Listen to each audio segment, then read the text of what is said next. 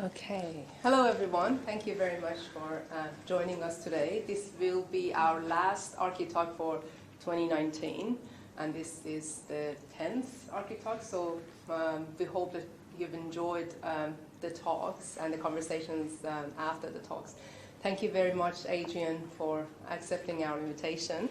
I guess I'm just going to read through this note before the talk.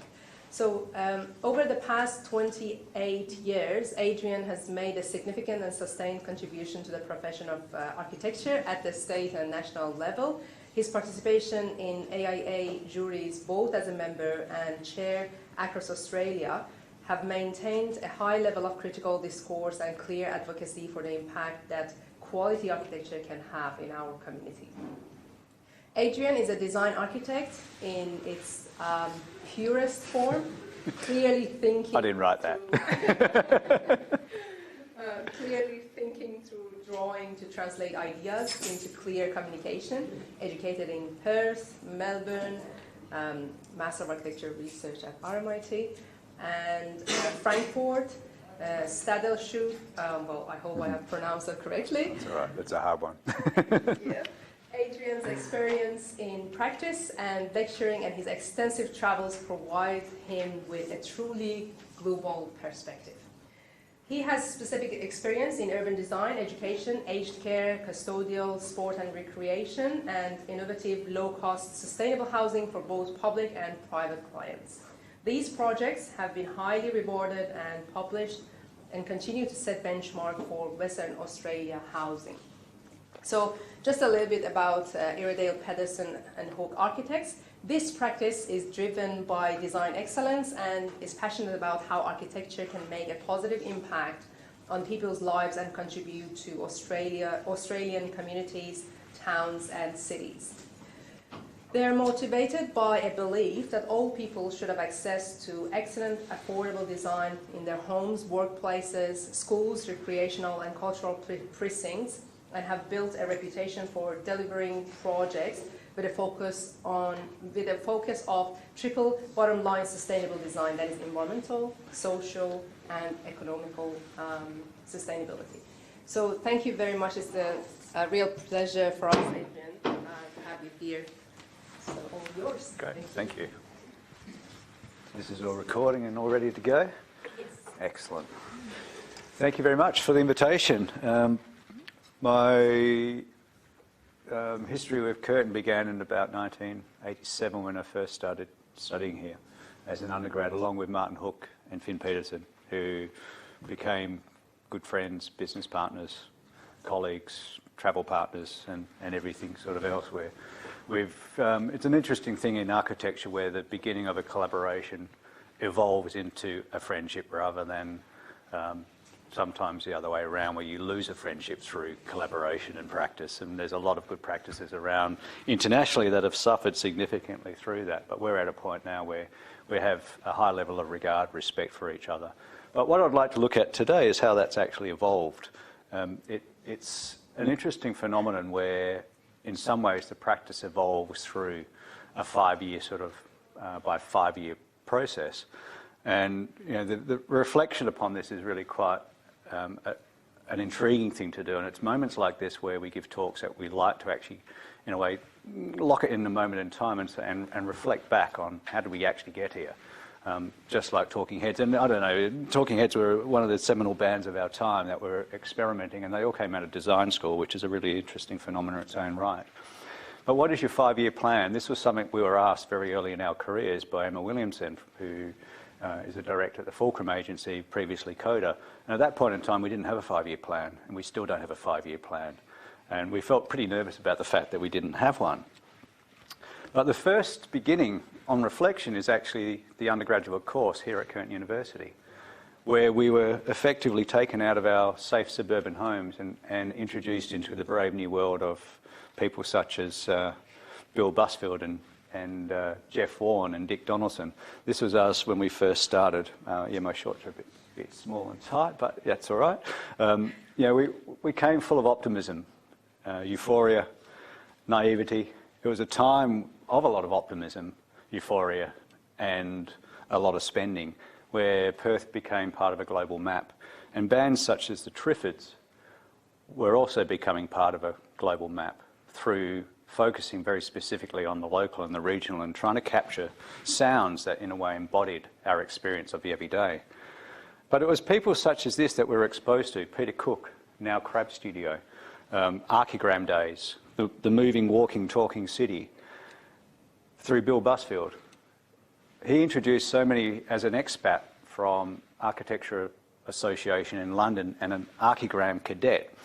He had great contacts, and we would have people such as Wolf Pricks from Colt Pimmelblau, early days, the deconstructivists. On the left is Peter Salter, these beautifully, highly crafted drawings. Didn't actually build a lot, but what he built is so unique and meaningful. Recently completed 4 houses in London, Walmer Yard, which is worth investigating if you have the time. But it also led on to great teachers. We had Will Alsop come through. We had Gert Stockman from Formalhaut, who's now created in some ways a beautiful obsession with Australia, where he goes out into the desert and photographs scenes. But this was one of his early projects of trapping a collection of cows into polycarbonate, perforated polycarbonate, wasn't cruel, and his own house in Gelnhaus on the outskirts of Frankfurt, which was built in a heavily historic medieval town. His own house has now become part of the tourist map. Doesn't want to move, but we'll see why. Let's see. Come on, you can move. Page down.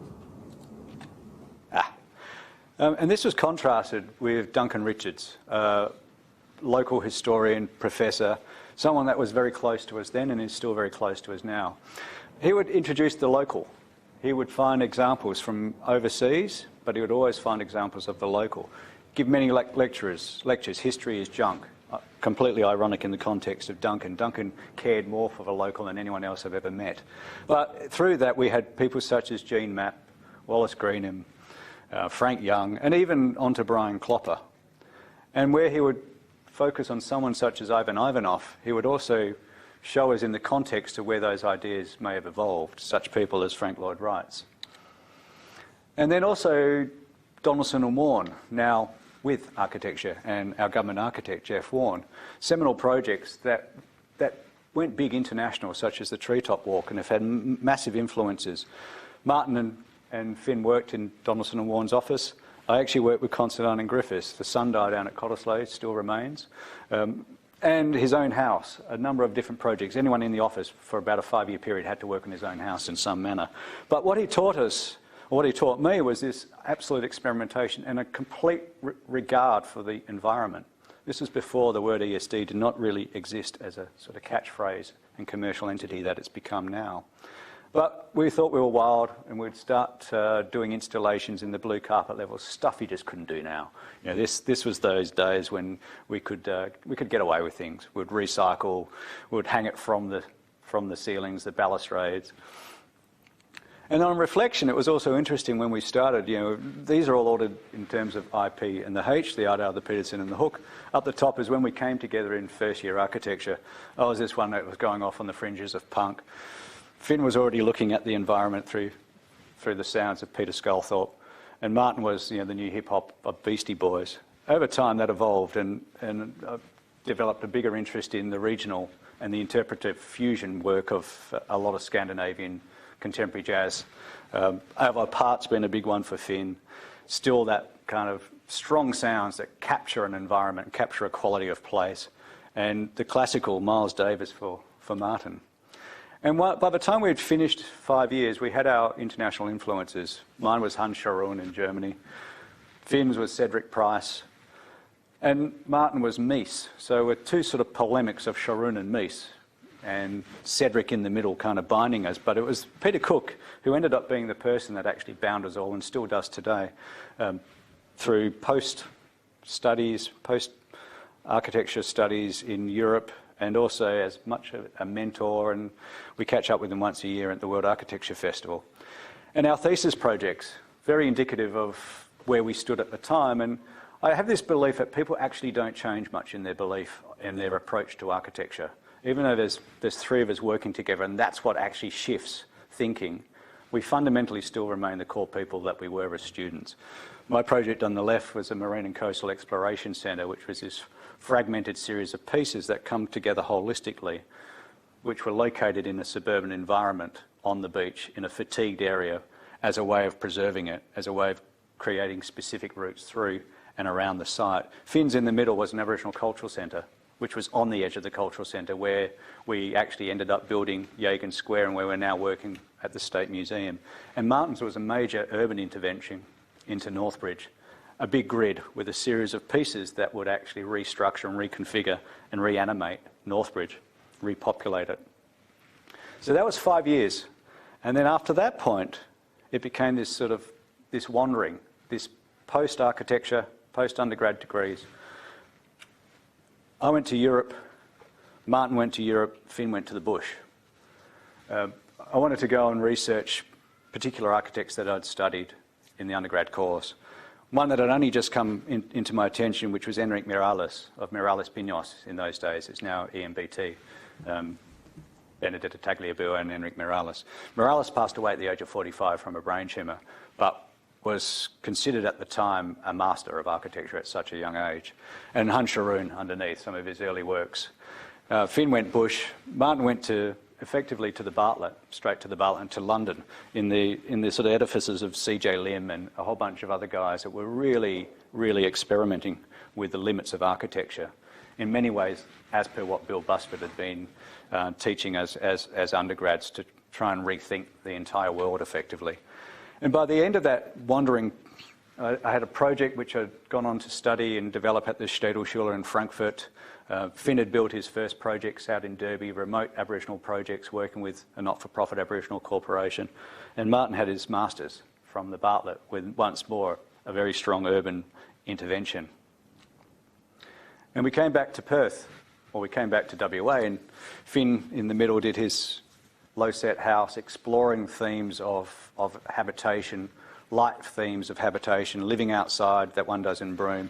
Mine on the left was a serious modernist intervention into Applecross. It was somewhat of an attack on the street, which was surrounded by neoclassical and neo this, neo that. So in some ways, ironically, a bit of neo-modernism came into as a sort of brief moment of clarity within the street. And on the right, Martin was exploring this sort of tectonic of material and craft, developed through a local precedent of people such as Brian Clopper, and finding the artisans that could actually do it: rammed earth, steel-framed windows, recycled jarrah.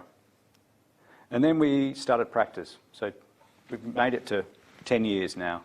And this was the point where we all came together, found ourselves in Perth or Melbourne. Martin had started teaching at RMIT. And the project that began was the Perth Zoo, an advertisement in the paper. Somehow we actually managed to win it.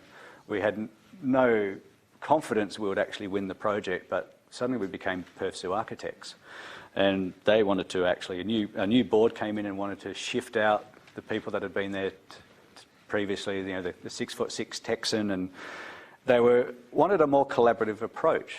And we were 29 years of age at the time, so we had some experience in terms of collaboration. Finn had his experience of collaborating in the desert, in pretty remarkable, humble conditions, and we thought we could bring this to Perth Zoo. And it's a project that then led on to the orangutan exhibit, a series of serious projects that are trying to preserve species. And Perth Zoo is fundamental, and this has now been the most successful breeding program in the world. So orangutans are bred here and then placed into protected forests in Sumatra. And so highly interactive. You sort of hark back to Peter Cook with, these are all moving and adaptable situations. And 20 years later, we're still at Perth Zoo. And it went on to win major international awards. It was regarded by the doctors that study primates as being one of the best in the world.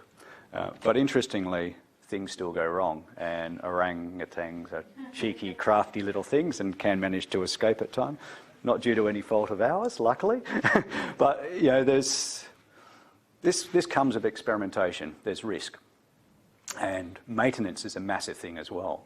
And often what we find with our projects, maintenance is a very low-water scenario. So we have to try and design our way out of maintenance so that we're not trapped into this scenario. We're not trapping our clients into scenarios where they can't afford to actually maintain the buildings. So what you'll find throughout all of these projects is a sequence of seriously robust projects.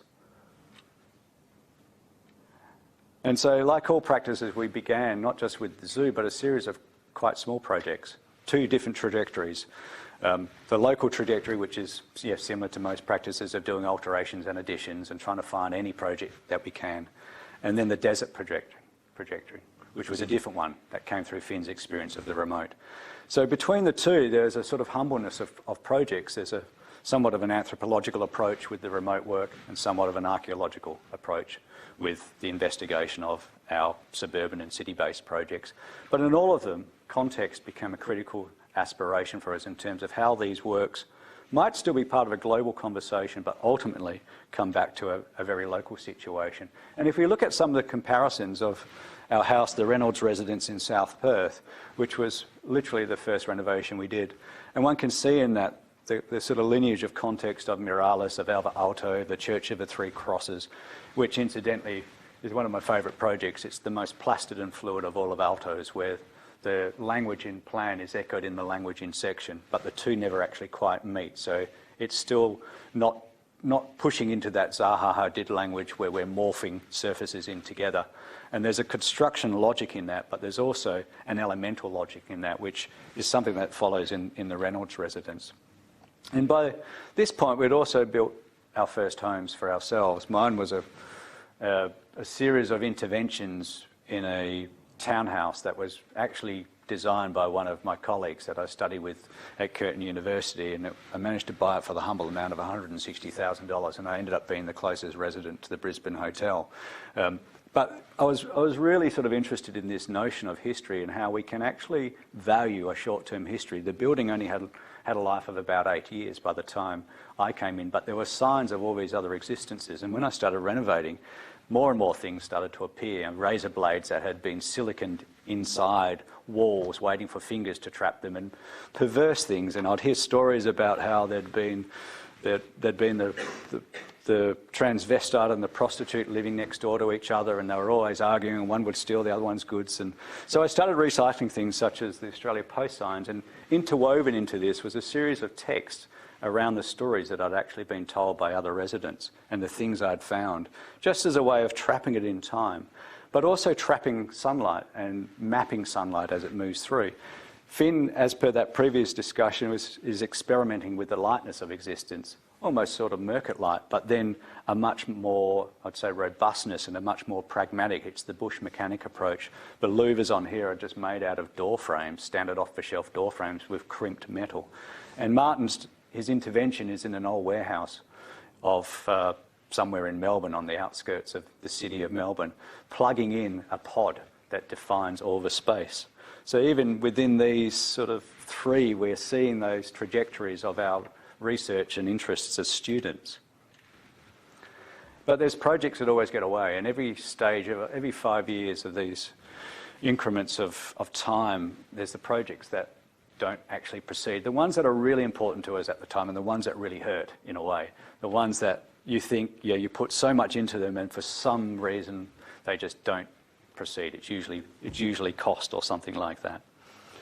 But you build on them, and suddenly you start to be able to literally build, and you find that something remote and in the desert suddenly has meaning. Suddenly has meaning to this particular community, a small community of 250 people, but a language centre, something that's been effectively placed to help preserve a language which is being eroded quite quickly. And then by the end of this period, we also realised the value of architecture and the services we give. We continually hear in the media leading up to this point in time about the erosion of architecture, how project managers have come into this space and others have come into this space and this space and this space. But it's rubbish. The actual power of architecture is there, and that's something we learnt when we worked out in the desert, that we were actually able to define the role of the architect. Architect, someone who designs buildings, that's been given to them because they have no idea what the concept of an architect is, which is fantastic. It means, and then little things such as Coca-Cola, these are signs that we find out in the community that are there to basically help with cleanliness. So I don't know what it does to the middle of your stomach in terms of the acids, but you know, the power of something as small as that has massive consequences. And that was one of the things we were actually realising is not only were there great opportunities, but the consequences of our actions were massive in those remote communities and, in fact, anywhere. So 2005, we'd actually been going for about 5 years, and we were invited to participate in New Trends of Architecture, which was a travelling exhibition where it would open in one country, go to many others. We would attend them all. There would be lots of debate. There were a lot of big names there, or names that were about to become very big. We started with Bjarke Ingels and Julian de Smet. They'd just separated from plot architecture. By the end of New Trends of Architecture, Big had gone from a practice of 30 to a practice of 80, and now he's got the global sort of phenomenon of Big. But we were comfortable in this space. We were the small practice from Perth, and it was interesting in the debates that people, you know, the egos would be focusing on each other, and then we would be the ones getting congratulated all the time by the big names, and you know, they would be attacking each other, and they'll go, everyone in this room is a narcissist, egotistical, etc., except Iredale, Peterson, Hook. And we go, this is odd. But in some ways, maybe because we're not relevant, but we felt we were relevant. And I think that's what taking the work internationally revealed for us, that the work in Perth is just as relevant as the work anywhere else in the world. So New Trends would travel around, and we created a model basically as a series of plugged together plywood eco-ply pieces with zero wastage. So we thought, rather than just add a model of our projects, which most of the other architects do, we designed a model that could be reconfigured in each location, and a model that would capture and embody the values of us as a practice.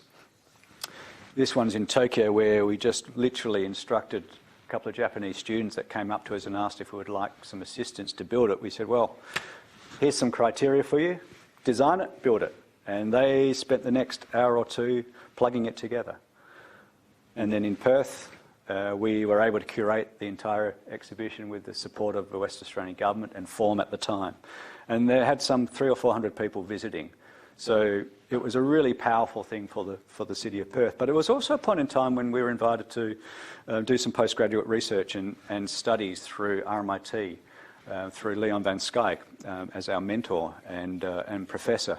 And it's a point where we started to seriously reflect upon the body of work to date, where there were some 300-odd projects we'd worked on by this point in time, where this sort of bizarre thing where lots of little projects effectively made a big project. And we started to try to understand them within what we refer to as constructing families, groupings of ideas or groupings of belief that could evolve over time. And at the same time, we're trying to understand the evolution of the practice from a three-pole position to one practice where we overlap, and it's that zone in the very middle which is where we're most interested at. And the field of concerns started to evolve, and we reflected upon the field of concerns, a field of concerns that could change with time. They were not meant to be static. They were meant to evolve as the practice evolved and as the projects evolved, as we matured into architecture. And Martin was reflecting in his PhD at the time, as part of this process, on the field of concerns and how he could graphically analyse them and to somehow maybe assess, retrospectively reflect upon the projects by assessing them within these core values and trying to work out, you know, the ones that were more successful, and surprising not, and the ones that were most successful were the ones where all three of us overlapped significantly on the project and worked together and debated the project.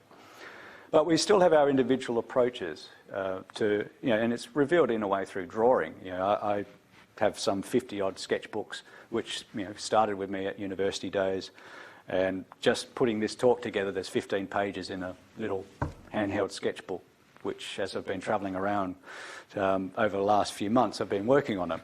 Finn will sketch on anything, more of a scribble. The doctors kind of scribble, but there's a logic there. And whereas Martin is on the grid of paper, just like Mies. So, you know, even within how we actually draw, there's a polemic and a middle point. And even within this period, we started to collaborate to work on bigger projects. This was another one that got away, unfortunately. It was 99% documented for the state government at the time, Homes West Housing, bringing low-cost Homes West Housing, state housing, back into the city. with a variety of different people, from young single families through to elderly families, through to big families. We did that with Jones Calder Young, which unfortunately and sadly no longer exists as well. They became a victim of the economic times. But it was a project that gave us confidence and enabled us to step up the practice in terms of our understanding of large projects and our ability and our capacity. And by the end of this stage, we had our next homes. Mine being a renovation of a 1935 Queen Anne bungalow, operating with a Coolgardie safe fabric system, being west-facing, drip feed water down. So once more, there's re-engaging with old school technology. The Coolgardie safe being a cooling system to keep food and produce cold.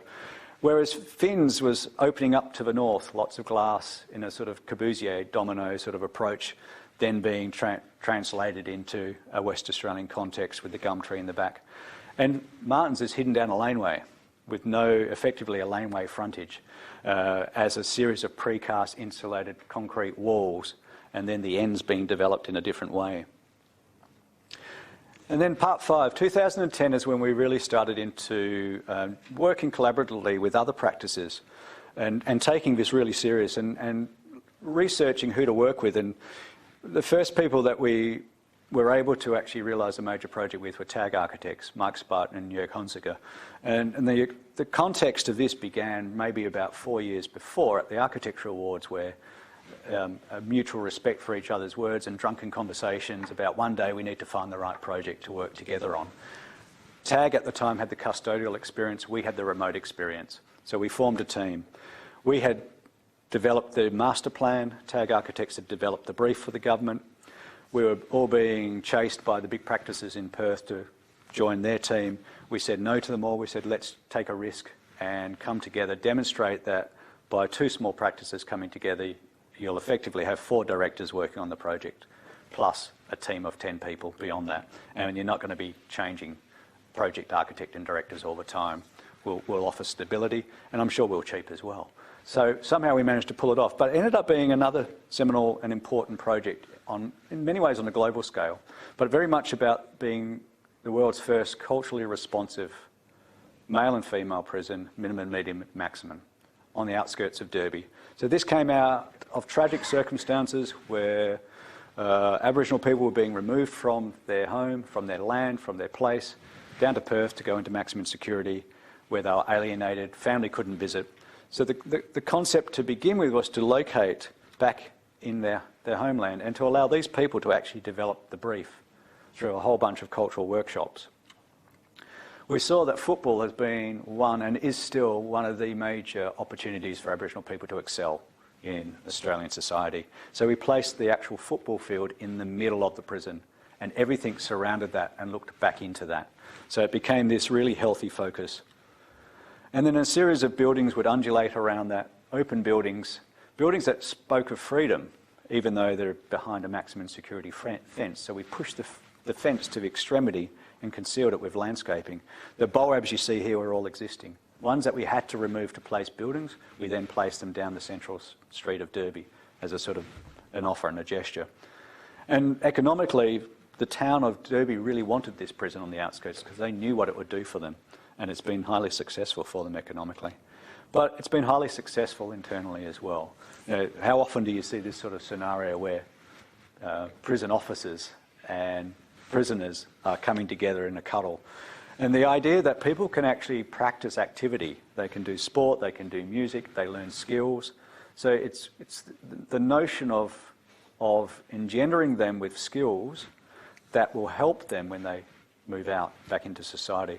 And for the females, many of them actually have commented that they feel this is the best quality of environment they've ever lived in, the safest quality of environment they've ever lived in.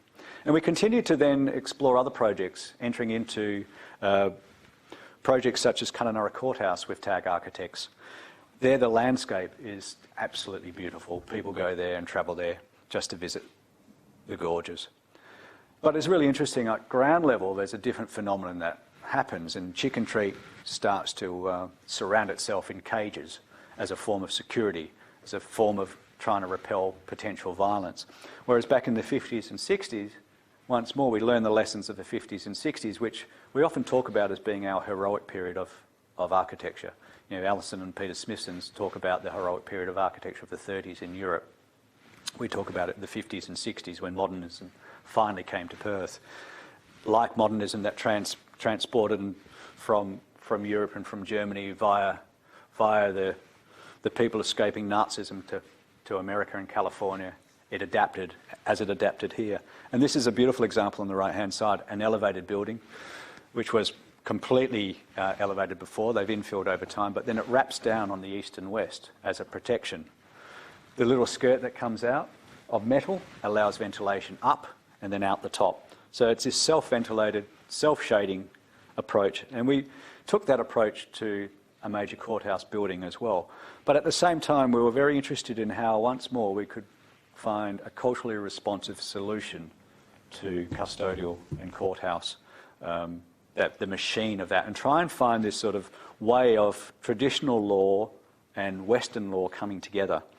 The landscape was a big objective for us in terms of appreciating and seeing the landscape in quite specific and different ways and allowing the landscape to come into the spaces. And so much so in terms of capturing the Hidden Valley, which is up behind us, trying to capture, you know, it's a spiritual place, it's an important place in local culture, trying to capture that internally as a welcoming, as a band of different veneers which are embedded with artwork that was produced as part of the program, training programs, the art budget we extended by tying that in, a lot of the artwork into the cost of the building, and the art budget could then be spent on elders training and passing on knowledge to the younger generation of painters and passing on traditional law, and also questioning and trying to find a reconciliation between traditional law and Western law. And you can see the folding walls always allow one this sense of knowing where you've been and where you're going to. You know, one of the big things is trying to reduce potential feuding in a courthouse environment where parties that are opposing each other come together. You know, simple little things about stretching the foyer. You know, it was 10 times bigger than what the actual brief required, but sometimes you've got to break a few of these things. We were able to bring this project under budget, on time, and the foyer being stretched so that everybody had space. There was a comfort level for everyone to find, and so much so that, you know, the kids come and they play, and the elders, the painters, come together on opening day to celebrate their work. And then we have these tragic scenarios where flood, devastating 1 in 300-year floods, completely wipe out a town of painters in this case, the entire town being relocated to the outskirts of Kununurra. Culturally devastating, water breaking ties with land, and the act of coming back being a really quite serious and quite devastating phenomenon in its own right. We were asked to design an aged care centre, but through consultation it evolved from being an aged care centre into effectively an elder centre, so a place where elders could practice traditional values in gender specific as well as together, but also where the community could come together. And the elders fought to have the building located effectively next to the primary school rather than being relegated to the outskirts of the community, which often occurs with aged care and elderly projects. We then lifted the entire building above the 1 in 300-year flood level, which in itself is a bizarre thing to do for the elderly who are walking around in wheelchairs or Zimmer frames or whatever it may be.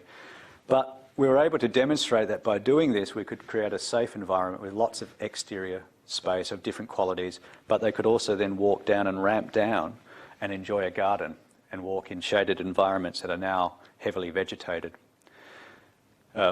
Bush tucker could be brought in and cooked in open pits. You know, there's a level of ruggedness here which, you know, to our standard Western eye is freaked out, and it's really interesting when we bring jury members up for architecture awards. This project's won 9 or 10 international awards, couldn't win a local award, it was too frightening. But, you know, the realities of seeing this is often too much for people. But this is the reality of what we're working with, and that's the beautiful thing about it. You embrace these conditions. You know, the idea that we could spit water out when it's raining and the kids can be underneath it. Oh, this is going off in a life of its own. And the kids could be embracing this while the elderly can be up there looking at them and laughing, bringing the community together and bringing the opportunity together to pass on knowledge. And more recently, we've been working heavily in the health healthcare environment as well. And in terms of health centres, this is a renal hostel. They go off to the renal centre for dialysis 3 or 4 hours a day, come back completely exhausted. And this is a place that we introduce colour as a very cultural aspiration. 4 different communities, language groups come together. Now, 4 different language groups means 4 different cultures. And the map of Aboriginal Australia in terms of language groups is phenomenal. There's about 250 odd remaining. There was about 450 at the time of European settlement into Australia. So the preservation of language is important. The preservation of culture is important. And for these people that are at the late stages of life, a relationship back to the landscape is critical. So we introduced species throughout the garden. We actually did the landscaping on this project as well. We introduced species that were familiar to each of them within their own home, and introduced colours that would also echo those, being careful to avoid colours that were taboo, culturally taboo. And these screens would then also filter sunlight, the harsh sunlight, and give some level of privacy. So a place to sort of sit behind, be seen or not seen, but also reflect colour and reflect light. You know, their eyes are fading, their eyes often are struggling, so the idea of reflecting light and creating illuminance is often a very big thing for painting and for doing arts and crafts. And then a series of houses that are more like tents, that are very light and delicate, that almost disappear. In the next stage, the last 5 years we've been in has been a really interesting one of going urban. We've finally been allowed back into the city in a pretty big way, and once more through collaborations, working with Tag Architects and Aspect Studio. When this project was announced, it was called City Square, and we thought, how do we actually get involved in this project as a small practice? We go, do we stay local or do we go national? And we thought, well, let's go national. We'll be the local contact. We'll be the local people that are embedded in the local culture and context, and let's bring in ideas from outside to see what we could actually achieve. So Yagan Square became this new nucleus, a new city centre effectively, and through the consultation process with the Whadjuk people and the Whadjuk working group through SWALS, the Southwest Aboriginal Land and Sea Council, a really rich dialogue occurred and a really rich embedding of cultural ideas is evident through the project, to the point where it was so rich that even during construction the builders were taking tours of colleagues and talking about all of the things. And now companies, local Whadjuk people have set up companies that are running tours themselves. When we began the project, we were talking about the way in which this might be that Perth has a city of convergence where people come to it and then go off to other areas, and how this creates this experience of diversity, cultural diversity, contextual diversity, and how can we actually capture that within effectively a project. I won't call it a building because it's not a building. It was the idea that this thing perhaps had existed long before we existed within this city, that it had emerged as this eroded element that embeds space, it embeds landscape, it embeds artwork. It sits between all of those three, to the point where it starts at one point on the left-hand side and eventually launches itself free of the ground and inserted underneath as a marketplace. And between the two, which is the dive tunnel, what this project conceals are the constraints, the heavy constraints. There's the underground from Joondalup down to Mandurah underneath this site. There's the east-west line between Midland and Fremantle, which is running right through the middle of this.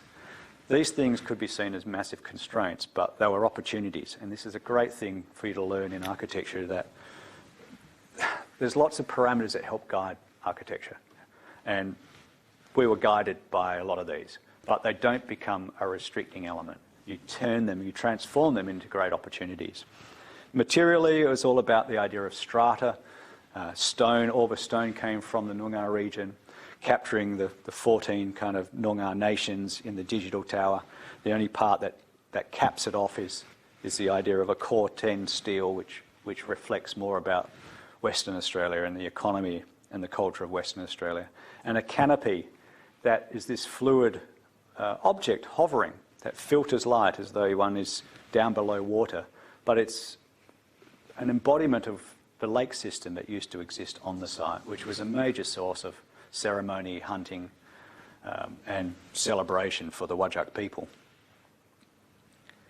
And how we could bring the smallest people in society to the highest point of the building, of the structure, and create a playground that would allow them to see the city in different ways from an elevated position, a safe position, and to interact with the building, a building that's robust enough to be played on, and also silent enough to talk about reflection and to talk about these sort of moments where people can just get away from everybody else and be by themselves. But what this did was to also open up a few doors for us, working with the Metropolitan Redevelopment Authority. They were really interested in the ideas, and they engaged us to then look at a few other projects, one being a little gelato kiosk down at Elizabeth Quay. It's the smallest project of Elizabeth Quay, but it was an important project, and the expectations from the clients were phenomenal. Northeast corner, it was meant to be the gateway building as people come from the city down into Elizabeth Quay, and we go, well, this building is only a single-storey building. It has a footprint of 90 square metres, but you want it to be a gateway and a sort of strong example. So we stretched the building upwards. We placed all the services in the upper level where they're concealed. And we considered the building as this sort of, or we considered Elizabeth Quay as the point of entry into the city, Yagan Square being the city centre, and Elizabeth Quay historically has been this meeting point as well. It's the sort of gateway where one comes and where one leaves. We thought, well, in that context, let's make it more West Australian specific and unique rather than necessarily just local. So we went back to the Argyle diamonds, the pink and the champagne diamonds, and thought, well, how could this somehow relate back to the gelato, the beautiful colours of gelato, and treat it as a gift. So it's a five-sided figure which changes between day and night, which now is looked down upon by the recently completed hotel and apartments. But then internally, how could we actually create this explosion of experience, this kaleidoscopic quality? And we worked with Pamela Gaunt, the artist, from day one on this in terms of embedding the facade system with richness and with depth. So it's not just the application of a thin layer, there's a spatial quality and experience to it.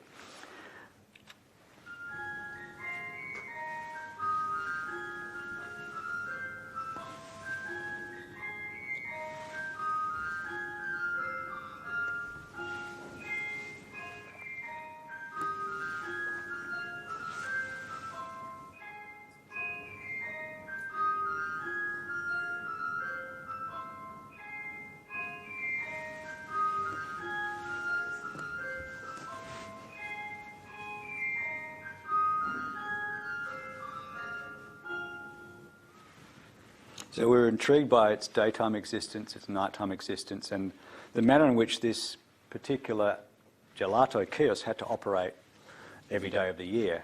And our conditions are pretty tough with southwesterly winds, with western sun. So these doors that could go up and down could provide the protection. And at any time you go there, it'll be a different object depending upon what the conditions are of the time and the day. And so we're starting to then think about the city in a much broader scale, the the north-south connection between Hyde Park and the Swan River, and the east-west between Darling Escarpment and Rottnest in some ways. And they were sort of embedded into, some of those were embedded into Yagan. But then we're asked to look further at King Square, the middle point that sits between the Perth Arena and Yagan, or the Coliseum and the kind of space of community celebration. And right in the middle was this piece of leftover land that they had driven a road through.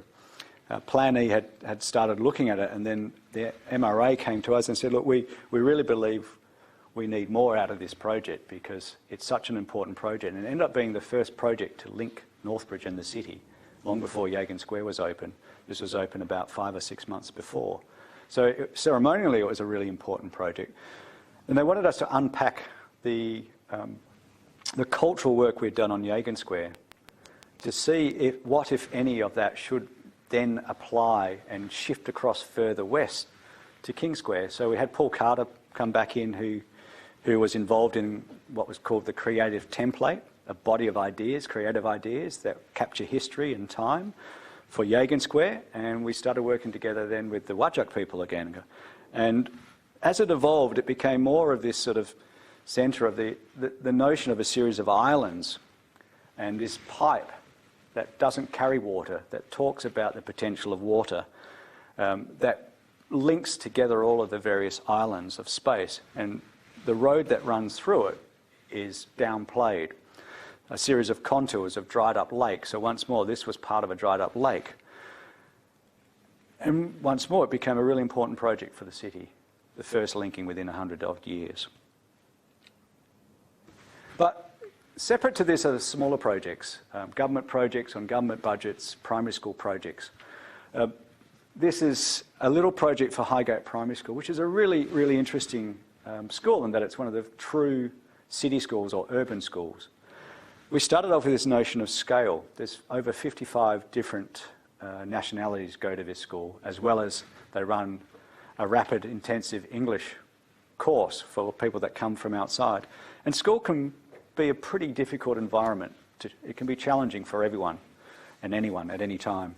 So we started off with this idea of scale, from the scale of a child sitting at a desk drawing to the scale of a city and every scale in between. And that this building effectively, in the words of Adolf von Eyck, the city is a huge house and the house a tiny city. Or Hermann Hertzberger, I try to make a tiny city of each building. So everyone can find a place of comfort for themselves. We're also interested in the notion of a sequence of markers that would relate to the city, to the south, the church towers to the north, the industrial towers to the east, and the Tower of Trees of Hyde Park to the west. And then building on sort of ideas, we're placed next to a heritage building, George Temple Pool, from the office of George Temple Pool. The whole site is heritage listed, and then buildings have varying degrees of heritage.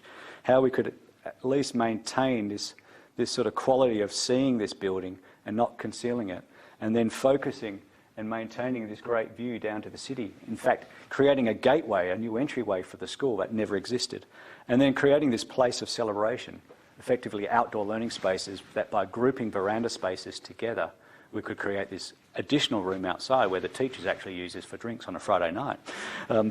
This was all done with a standard pattern primary school plan. And what that means is all the primary schools come with a book of plans that you work with, and you select the ones, and there's various types for various types of classrooms. But what's really interesting is it doesn't dictate design. All it's telling you is a plan arrangement. How you assemble and how you create volume and space and experience is not dictated by the standard pattern classroom manual.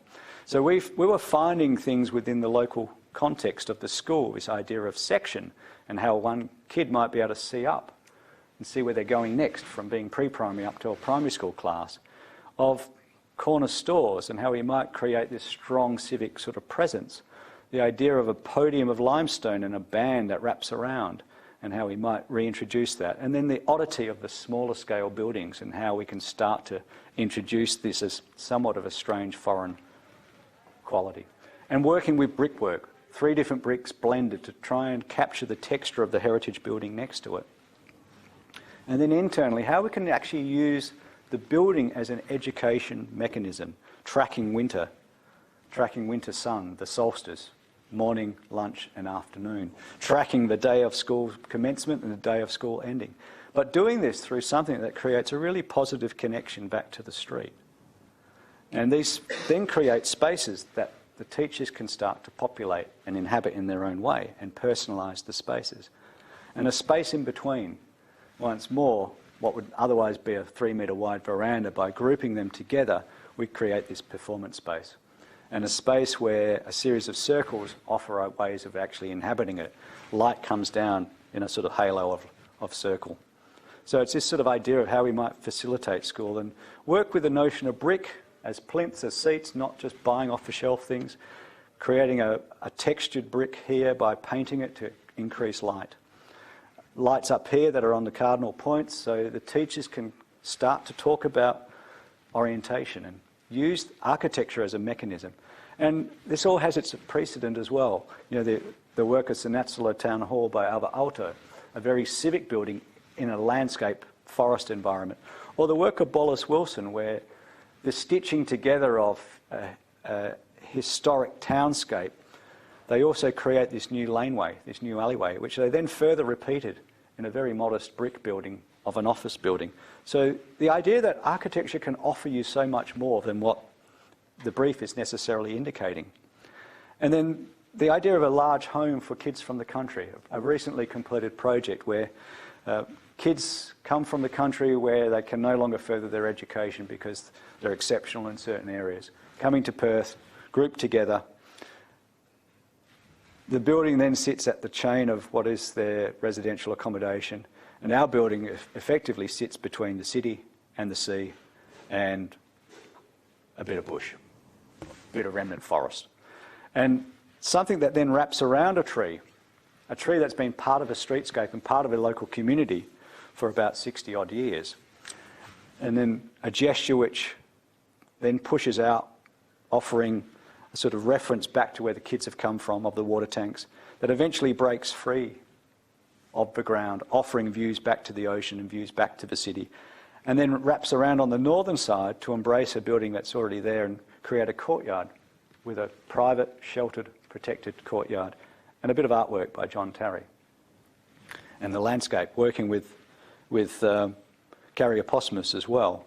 So treating the wall as a piece of inhabitation.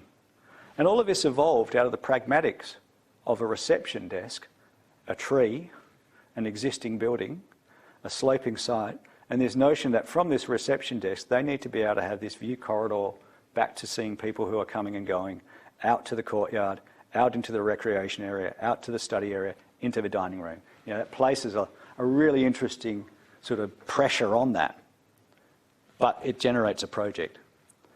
And then the lyrical nature of that project of outside is encouraged internally, where we create pods where kids can go and have a little private conversation. And a reference back to Ivan Ivanov and the blockwork and the delicateness of blockwork through the eyes of such people as Ivanov.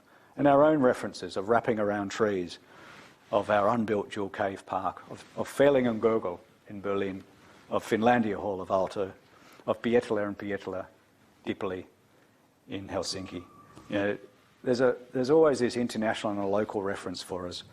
Going to just 5 minutes, last couple of projects. And in Pingelly, where we're experimenting with a new community centre, a hall built out of timber. Just won 3 awards in the Timber Design Awards late last week. But a community which is highly ambitious. You know, Nikki Winmar is actually from this community. And once more, the idea that this could bring the community together, all people, and through the act of using a full timber construction, they completely embrace this. And a hall space which can be used for major events. You know, people actually get married in this space now. It's the idea that the town is ambitious enough to create something of this world-class facility that can then bring people to them, but also a delicateness in it as well. And on the outskirts in Northam, once more embracing Aboriginal culture, the Balladong people were forcibly removed from their land, taken away to the coast, severed ties with the land, and this was a gesture to bring back the people and the culture. And culture is a living thing in Aboriginal eyes. And the idea of this is that it can change over time. The installations will change and it will grow with the people. It will offer them an economic opportunity as well as tell the stories of the people that were removed from the town, as well as contemporary people. Names embedded in the timber. This translation is also now working. We're working within the building of OMA and Hassel of a new museum where we're doing with Thylacine, who we worked with on the previous project. We're now doing 5 of the galleries, which we've actually finished them all. They're all about to begin construction. And then this has led to us being engaged to then explore the spaces in between the galleries. So activating the spaces as one moves from gallery to gallery of OMA and Hassel's spaces. So there's a confidence building up in our capacity to do these projects. This is the continuous cultures, which is mapping and tracking and dealing with the Aboriginal culture. And Perth Zoo, 20 years later, we're still there. We've just been re-engaged with Hassel to do their master planning, which is revisiting our master planning that we did 10 years ago. But there's a technical requirement. You know, this sort of level of detailed industrial design is something that's quite rare as architects to get involved in. And now we're just landing a few animals down at South Perth as a gateway. So now we enter into the next part, which is moving forward. Our 5-year plan, we don't have one. We don't know where it will go, but we know it will go somewhere good. After 20-odd years, there's a body of work of some 500-odd projects that collectively create a large project. We're just launching into our next series of homes for ourselves. I'm building out at Ocean Mere and City Beach. Just started this week. Finn's in planning, and Martin's started building, carving a bit of butter. We're still there as we were from the beginning. I'm still surfing. Finn's still in the mud. Martin's still travelling around lecturing in the urban conditions. It's a big cycle, as per this sketch that was prepared for a publication about our Aboriginal work. It's a loop that continues around where we draw ideas from projects and from outside. And the travelling, you can see the influence of the travelling. We started off as Iredale, separate to Peterson, separate to Hook, and over time it's just become one. We're not going to become hip architects. And then this was asked of me by a colleague. And my answer to him was, when I retire. Thank you.